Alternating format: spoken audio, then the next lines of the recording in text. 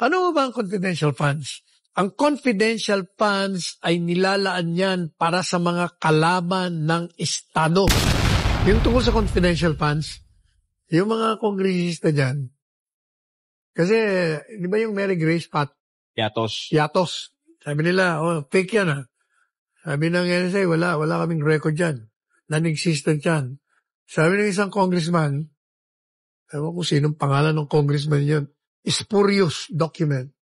Hoy, Mr. Congressman, hindi spurious, spurious ang pronunciation. Nasama ka na doon sa mga congressman with regards. Sumama ka na rin doon sa congressman evidences. Doon sa isang congressman na country. Talaga, huwag na kayo kasi English ng English. Anyway, yun daw dokumento,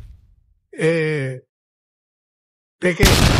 Kaya ibig daw sabihin, ang OBP, nag-pulsify, lahat ng mga resibo daw, puro peke. Alam po ninyo, ito ang nagpapakita na itong mga nagsasalitang ito ay kulang sa intelihensya at kulang sa sentido komon. Lalo na yung sinasabi na, how in the world can you spend 125 million in 11 days? Talagang naman. You can spend 125 million in one day. Bakit? Confidential funds nga ang pinag-uusapan dito. Ano ba ang confidential funds? Ang confidential funds ay nilalaan yan para sa mga kalaban ng Estado. Kaya ang gobyerno, dahil ang seguridad ay nakataya, ay gagawa ng lahat ng paraan. Anong gagawin? Kukuha ka ng impormasyon sa mga kalaban. Kanino mo kukunin yan? Hindi sa ordinaryong tao. Walang alam yan. Kukunin mo yan doon mismo sa loob ng kalaban. O kaya sa mga kakampi ng kalaban, may access. So, kukuha ka ng impormasyon. Hindi bibigay siya ng libre.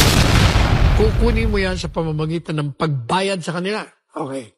So, pag nakuha mo na, anong gagawin? Ito, MJ ang mga hindi gumagamit ng utak.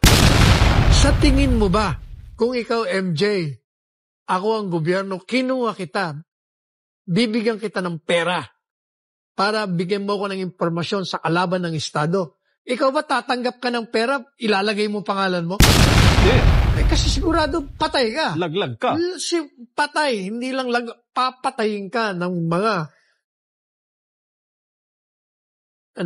yung mga isinuka mong impormasyon laban sa Estado.